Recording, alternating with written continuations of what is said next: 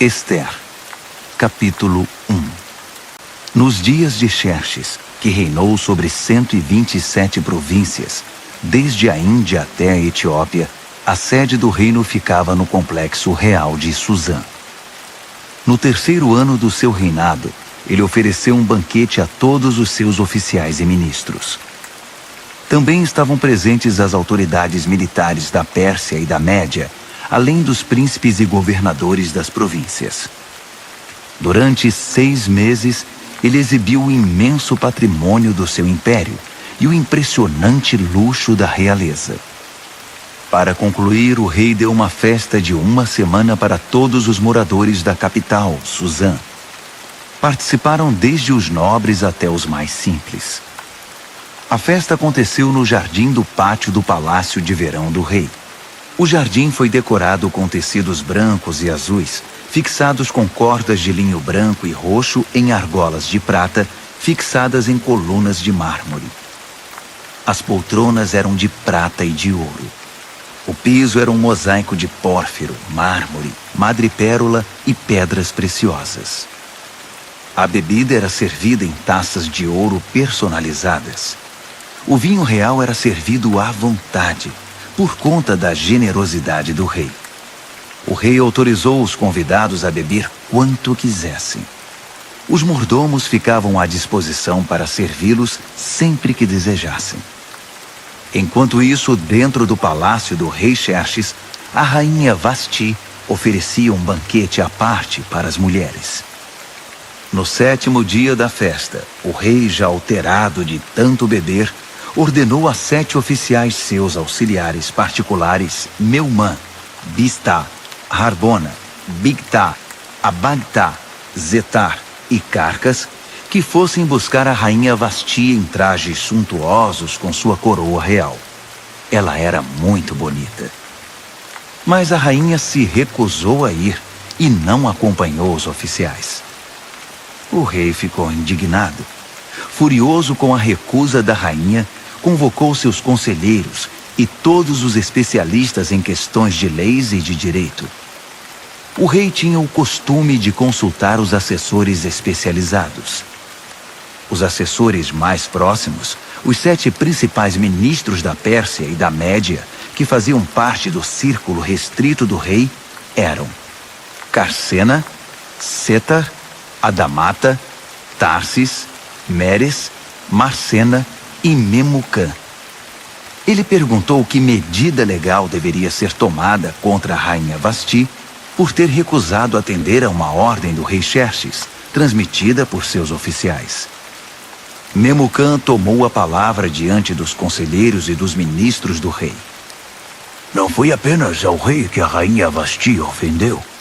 Todos nós, as autoridades e todo o povo de todas as províncias do rei Xerxes, fomos ofendidos. Não tenham dúvida de que a notícia vai se espalhar. Você soube o que a rainha Vasti fez? O rei Xerxes ordenou que ela se apresentasse diante dele e ela se recusou. Quando as mulheres ouvirem isso, vão começar a tratar o marido com desprezo. O dia em que as mulheres dos oficiais da Pérsia e da Média ficarem sabendo da recusa da rainha, perderemos o controle. É isso que queremos? Um país cheio de mulheres rebeldes que não aceitam sua condição? Então, se o rei estiver de acordo, promulgue um decreto real e registre-o nas leis dos persas e dos medos, de modo que não possa ser revogado, que a rainha Vasti está terminantemente proibida de comparecer perante o rei Xerxes. Assim, o rei terá a liberdade de substituí-la por uma mulher que aceite sua condição. Quando o decreto for conhecido por todo o império, por mais vasto que seja, toda mulher, de qualquer posição social, terá maior respeito por seu marido. O rei e os ministros gostaram desse conselho. O rei fez exatamente o que Memucã propôs. Enviou comunicados a todas as partes do império, para cada província e para cada povo em sua própria escrita e língua, dizendo: todo homem é senhor de seu lar. O que ele disser deve ser respeitado. Ester, capítulo 2. Passado um tempo, quando o rei Xerxes já estava mais calmo, ele se lembrou do que Vasti havia feito e do que ele tinha determinado contra ela. Os auxiliares do rei sugeriram que fossem trazidas as virgens mais bonitas para o rei. Disseram: designe oficiais de todas as províncias para escolher e enviar as moças mais belas a Suzã. Elas devem ser recolhidas ao harém administrado por Hegai, o eunuco do rei, responsável pelas mulheres, para que ele dê a elas um tratamento de beleza completo. Depois, a moça que mais agradar ao rei ocupará o lugar de Vasti. O rei gostou do conselho e o pôs em prática. Havia um judeu que trabalhava no complexo real de Suzã chamado Mardoqueu. Ele era filho de Jair, filho de Simei, filho de Quis, da tribo de Benjamim.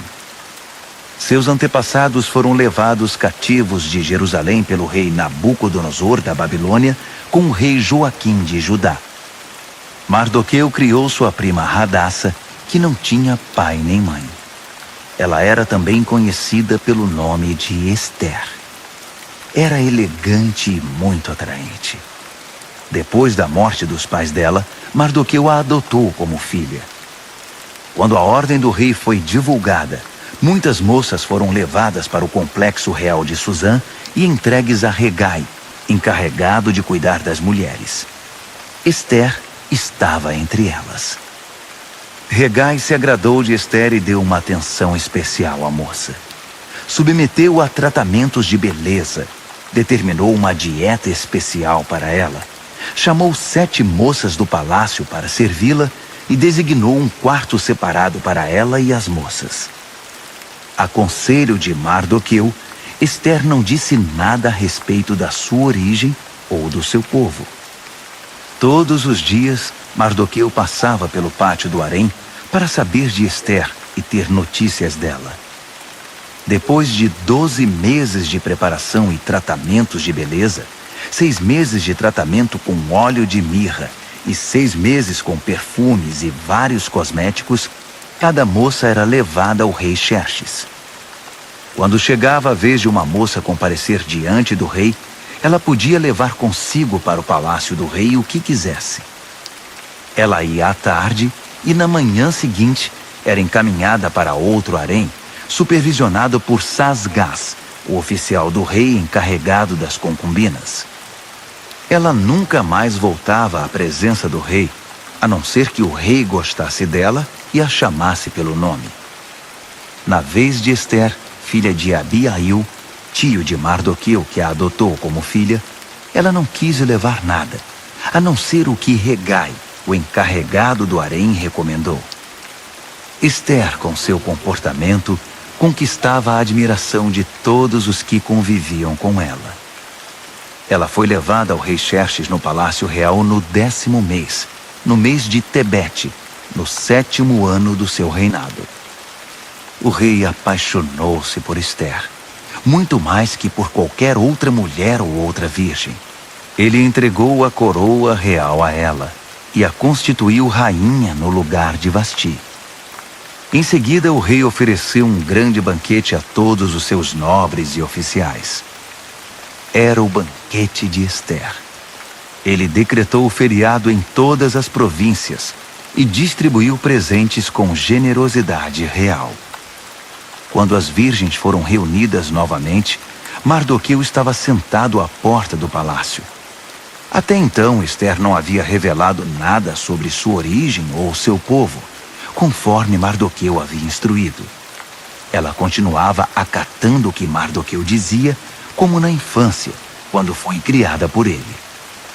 Certo dia, quando Mardoqueu estava sentado à porta do palácio, Bigtã e Teres, 2 dos eunucos que guardavam a entrada, estavam revoltados com o rei Xerxes e tramaram o assassinato dele. Mas Mardoqueu descobriu a conspiração e a contou à rainha Ester, que levou a informação ao rei Xerxes, dizendo que foi Mardoqueu que tinha descoberto o plano. Depois de investigarem o caso e confirmarem sua veracidade, os 2 homens foram condenados à forca. Tudo isso foi registrado no histórico do reinado, na presença do rei. Ester, capítulo 3. Algum tempo depois, o rei Xerxes promoveu Amã, filho de Amedata, descendente de Agag, ao posto mais alto do seu governo. Todos os oficiais do rei que transitavam pela porta do palácio saudavam Amã, curvando-se e ajoelhando-se conforme determinação do rei, exceto Mardoqueu. Mardoqueu não se curvava nem se ajoelhava. Então os oficiais do rei, reunidos na porta do palácio, perguntaram a Mardoqueu: por que você não acata a determinação do rei? Todos os dias ele era questionado, mas não dava a mínima atenção a eles. Até que alguém foi contar a Amã, para ver se alguém tomava alguma providência. Mardoqueu já tinha dito que era judeu. Quando Amã viu que Mardoqueu não se curvava, nem se ajoelhava diante dele, ficou indignado. Sabendo que ele era judeu, Amã não se contentou em descarregar sua fúria contra um único judeu, e ficou pensando num jeito de eliminar não só Mardoqueu, mas todos os judeus de todo o império de Xerxes. No primeiro mês, o mês de Nisã, no 12º ano de Xerxes, lançaram o Pur, isto é, a sorte, na presença de Amã, para determinar o dia e o mês da execução do plano. Foi escolhido o dia 13 do 12º mês, o mês de Adar. Então Amã expôs seu caso ao rei Xerxes. Há um povo estranho espalhado por todas as províncias do império, que não se enquadra aqui. Seus costumes e seu modo de vida são diferentes dos demais povos. Além do mais, eles não respeitam as leis do rei e representam uma ameaça. O rei não deveria tolerá-los. Se for do agrado do rei, determine que eles sejam eliminados. Eu mesmo me encarregarei das despesas. Depositarei 350 toneladas de prata no Tesouro Real para custear a operação. O rei retirou o anel de selar do dedo e o entregou a Amã, filho de Amedata, de Agag, inimigo número 1 dos judeus. O rei disse a Amã: vá em frente. Fique com o dinheiro. Faça o que quiser com esse povo. No dia 13 do primeiro mês, os secretários do rei foram chamados. A decisão foi registrada exatamente como Amã ditou e endereçada a todos os governadores de todas as províncias e às autoridades de cada povo. Foi registrada na escrita e na língua de cada província e de cada povo, em nome do rei Xerxes, e selada com o selo real. Foram enviados os comunicados pelos emissários a todas as províncias do império.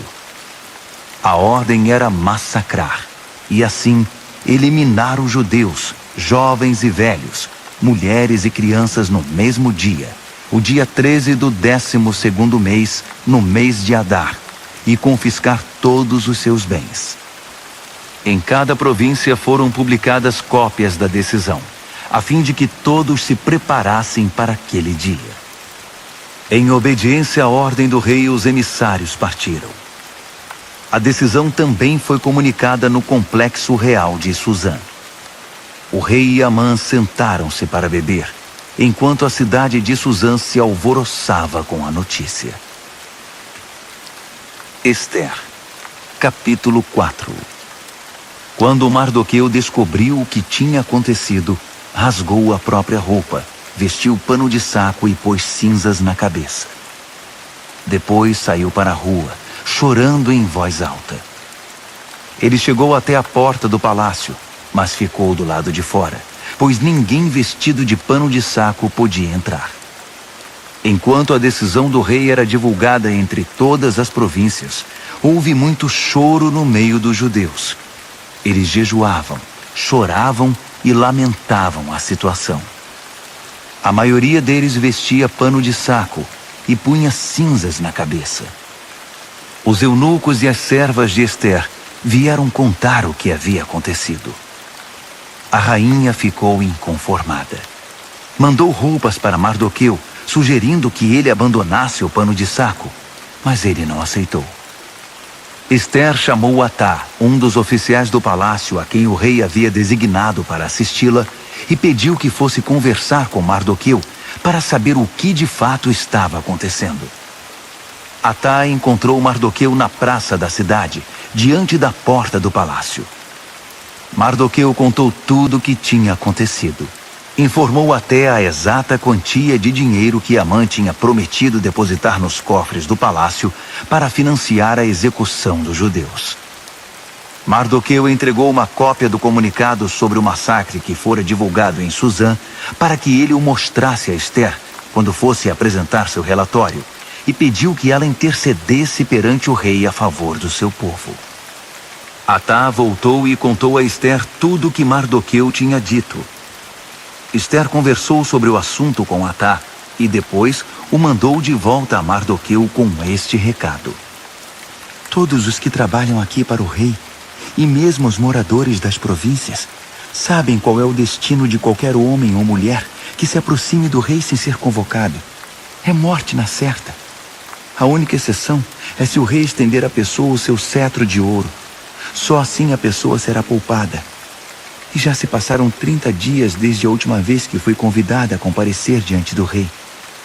Atá repetiu as palavras de Esther a Mardoqueu, e ele mandou este recado de volta: não pense que só porque você mora no Palácio Real será a única judia a sobreviver. Se você insistir em ficar quieta numa situação como esta, o socorro e o livramento para os judeus virão de outra parte, mas você e sua família serão exterminadas. Quem sabe não foi justamente para isso que você foi escolhida rainha? Esther mandou dizer a Mardoqueu: convoque todos os judeus que moram em Suzã. Jejuem a meu favor. Não comam nada, nem bebam nada durante 3 dias e 3 noites. Eu e minhas assistentes faremos o mesmo. Se fizerem isso, vou arriscar comparecer diante do rei, mesmo sendo proibido. Se eu tiver de morrer, morrerei. Mardoqueu fez o que Esther havia pedido. Esther, capítulo 5. 3 dias depois, Esther vestiu seu traje real e ficou no pátio interior do palácio, em frente da sala do trono do rei. O rei estava em seu trono de frente para a entrada. Quando percebeu que a rainha Esther estava no pátio, ficou contente em vê-la e estendeu para ela o cetro de ouro que tinha na mão. Esther se aproximou e tocou a ponta do cetro. O rei perguntou: o que você deseja, rainha Esther? Qual é o seu pedido? Prometo dar o que você pedir, mesmo que seja metade do reino. Esther respondeu: se for do seu agrado, venha com Amã participar de um banquete que preparei. O rei disse: chamem Amã imediatamente, para irmos ao banquete de Esther. O rei e Amã foram ao banquete que Esther tinha preparado. Enquanto bebiam vinho, o rei perguntou: então, o que você deseja? Para você, metade do reino não será pedir demais. Pode pedir o que quiser. Esther respondeu: se o rei se agrada de mim e estiver disposto a atender ao meu pedido e meu desejo, quero que amanhã o rei e Amã participem de outro banquete que vou preparar. Então, vou responder com toda a clareza à pergunta do rei. Amã saiu do palácio muito feliz naquela noite. Ao sair, viu Mardoqueu sentado perto da porta do palácio, e este o ignorou. Amã ficou furioso, mas ele se conteve e voltou para casa. Chamou seus amigos e, com sua mulher Zeres, ficou se gabando do dinheiro que possuía, dos muitos filhos, das frequentes homenagens que recebia do rei, da promoção ao posto mais elevado do governo. E acrescentou: além do mais, a rainha Esther me convidou para um banquete particular que ela ofereceu ao rei. Só nós 3 estávamos lá. Ela também me convidou para outro banquete amanhã. Mas ainda assim, não estarei satisfeito enquanto o judeu Mardoqueu estiver sentado à entrada do palácio. Sua mulher Zeres e todos os seus amigos disseram: Mande fazer uma forca de 20 metros de altura. Fale com o rei logo cedo e consiga dele permissão para enforcar Mardoqueu. Depois vá festejar com o rei no banquete. Amã gostou da sugestão e mandou construir a forca. Ester, capítulo 6. Naquela noite o rei não conseguia dormir e pediu que trouxessem o livro dos registros históricos, o diário da corte, para que pudesse ler. Durante a leitura, deparou com o registro do incidente em que Mardoqueu descobriu a conspiração de Bigtan e Teres, os dois eunucos da corte, guardas da entrada do palácio, que haviam planejado assassinar o rei Xerxes. O rei perguntou: Que recompensa deram a Mardoqueu por isso? Os oficiais do rei que estavam de plantão responderam: Nenhuma. Nada foi feito por ele. O rei quis saber: Tem alguém aí no pátio?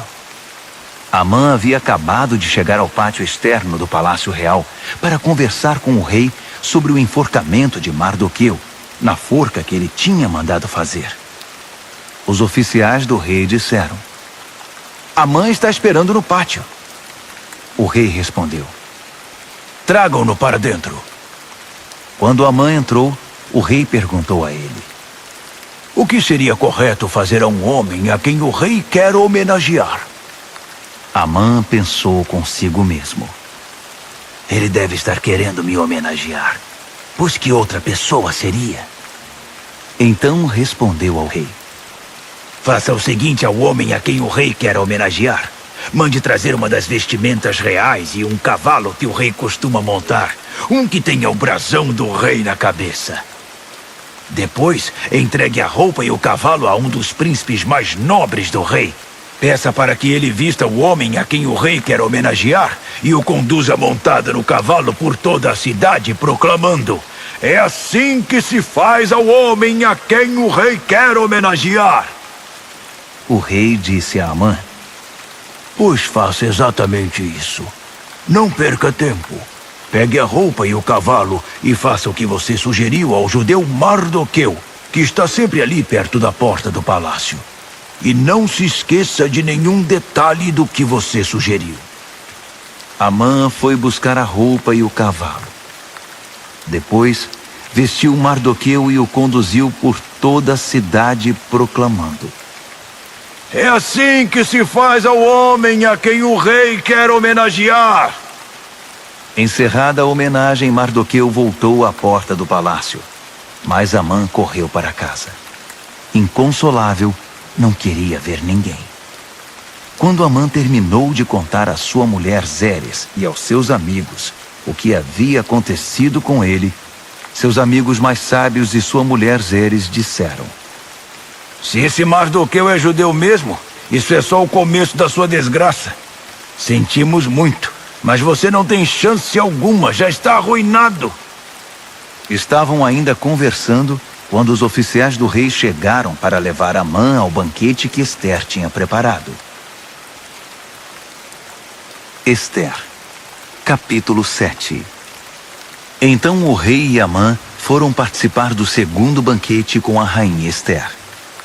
Enquanto ainda bebiam vinho, o rei perguntou mais uma vez: Rainha Ester, o que você deseja? Pode pedir até metade do meu reino. Ester respondeu: Se o rei se agrada de mim e for do seu querer, preserve a minha vida e a vida do meu povo. Nós, eu e meu povo, fomos vítimas de um conluio e agora vamos ser massacrados e exterminados.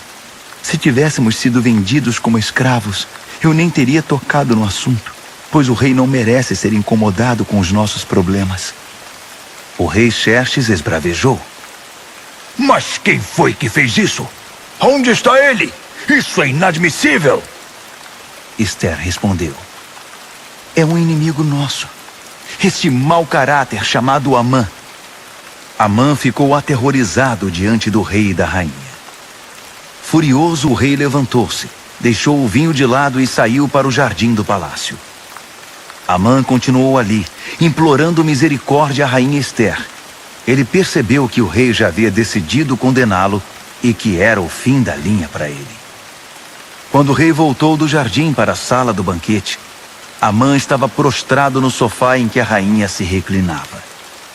O rei gritou: Será que ele ainda quer molestar a rainha em minha casa, no instante em que virei as costas? Assim que o rei disse isso, cobriram o rosto de Amã. Harbona, um dos oficiais que estavam a serviço do rei, disse: Vejam, há uma forca que Amã mandou construir para Mardoqueu, o que salvou a vida do rei. Fica do lado da casa de Amã e tem 20 metros de altura.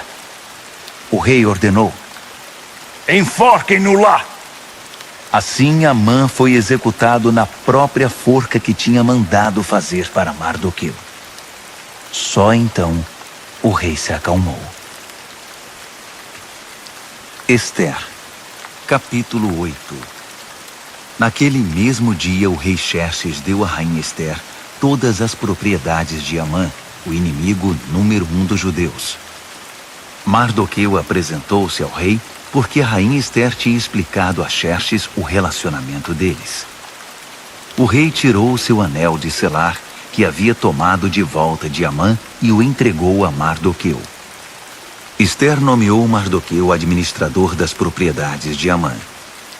Ester foi conversar outra vez com o rei. Ela se prostrou aos pés dele e implorou com lágrimas que revogasse o decreto mal-intencionado de Amã, o Agagita, contra os judeus. O rei estendeu o cetro de ouro a Ester. Ela se levantou e ficou de pé diante dele. Ela disse: Se for do agrado do rei e ele tiver alguma consideração por mim, e se isso for certo e o rei tiver algum sentimento por mim, que cancele por escrito a decisão de executar o plano de Amã, filho de Amedata, o Agagita, de exterminar o povo judeu em todas as províncias do rei. Como eu poderia assistir à extinção do meu povo? Como vou suportar a ideia de ver meus parentes massacrados? O rei Xerxes disse à rainha Ester e ao judeu Mardoqueu: Eu entreguei as propriedades de Amã a Ester, e ele foi enforcado porque atentou contra os judeus. Portanto, vão em frente. Escrevam o que acharem melhor a favor dos judeus. Depois, selem com o meu anel. Uma ordem escrita em nome do rei e selada com o seu anel não podia ser revogada. Assim, no dia 23 do terceiro mês, no mês de Sivan, os secretários do rei foram chamados e foi escrita detalhadamente, conforme Mardoqueu ditava, a ordem com respeito aos judeus. Ela estava endereçada a todos os governadores de província e às demais autoridades, desde a Índia até a Etiópia, ao todo 127 províncias. As cópias do documento foram enviadas na escrita e na língua de cada povo, até mesmo para os judeus, de acordo com sua escrita e seu idioma. Ele escreveu em nome do rei Xerxes e selou com um anel real. Enviou os comunicados por meio de emissários nos cavalos mais velozes do palácio criados no Aras Real. A ordem do rei autorizava os judeus em todas as cidades a se defender com armas contra as ameaças de morte, a matar qualquer um que ameaçasse a eles, as suas mulheres e os seus filhos, e a confiscar os bens dos seus inimigos. A data escolhida, válida para todas as províncias do rei Xerxes, foi o dia 13 do 12º mês, o mês de Adar. A ordem foi afixada em todos os lugares públicos de cada província, para que todos a pudessem ler. Ela autorizava os judeus a se preparar no dia determinado para reagir aos ataques dos inimigos. Os emissários saíram depressa em cavalos velozes do rei. Ao mesmo tempo, a ordem foi divulgada no complexo real de Suzã. Quando saiu da presença do rei, Mardoqueu vestia um traje real violeta e branco e trazia uma enorme coroa de ouro na cabeça e uma capa roxa de linho fino. A população de Suzã explodiu de alegria. Para os judeus, foi um alívio e motivo de muita alegria e honra. Por todo o império, em todas as províncias, em cada cidade em que a ordem do rei era anunciada, os judeus saíam às ruas para festejar. Por causa disso, muitos não-judeus se tornaram judeus, pois desde então era perigoso não ser judeu. Esther, capítulo 9. No dia 13 do 12º mês, no mês de Adar, a ordem do rei entraria em vigor. Foi justamente o dia que os inimigos dos judeus haviam planejado exterminá-los, mas a situação se inverteu. Os judeus venceram aqueles que os odiavam. Os judeus em todas as cidades espalhadas pelas províncias do rei Xerxes se uniram para atacar os que tentavam matá-los. Ninguém conseguiu derrotá-los, pois todos estavam com medo deles. Além do mais, todos os governadores, as autoridades e os que trabalhavam para o rei apoiaram os judeus por causa de Mardoqueu. Eles o respeitavam muito. A essa altura, Mardoqueu exercia muita influência no palácio. À medida que ele se tornava mais influente, sua reputação crescia entre as províncias. Os judeus causaram muitas baixas nos inimigos. Havia gente morta em todo lugar. Eles fizeram o que bem entenderam aos que os odiavam. No complexo real de Suzã, os judeus massacraram 500 homens. Também mataram os 10 filhos de Amã, filho de Amedata, o inimigo número 1 dos judeus. Parsandata, Dalfon, Aspata, Porata, Adalia, Aridata, Farmasta, Arizai, Aridai, Vaizata. Mas eles não saquearam nada. Depois de tudo terminado, foi apresentado ao rei um relatório com o número de pessoas mortas na capital. O rei disse à rainha Esther: Só aqui na capital Suzã, os judeus mataram 500 homens, além dos 10 filhos de Amã. Imagine como foi a matança nas demais províncias. O que mais você deseja? Pode dizer. Seu desejo é uma ordem. A rainha respondeu: Se for do agrado do rei, dê aos judeus de Suzã permissão para prorrogar a ordem do rei por mais um dia. Permita que os corpos dos 10 filhos de Amã sejam pendurados e fiquem expostos ao público nas forcas. O rei mandou que se prorrogasse a ordem. Os corpos dos 10 filhos de Amã foram pendurados à vista do povo. No dia 14 de Adar, os judeus de Suzã mataram outros 300 homens em Suzã. Mais uma vez, não saquearam nada. Enquanto isso, nas demais províncias, os judeus se organizaram para se defender, libertando-se da opressão. No dia 13 do mês de Adar, mataram 75.000 dos que os odiavam, mas não saquearam nada. No dia 14, celebraram a vingança com muita comida. Mas em Suzã, uma vez que os judeus haviam promovido a matança nos dias 13 e 14, a celebração foi no dia 15, com muita alegria e festança. É por isso que os judeus que vivem na região rural guardam o dia 14 de Adar para a celebração, dia festejado com troca de presentes.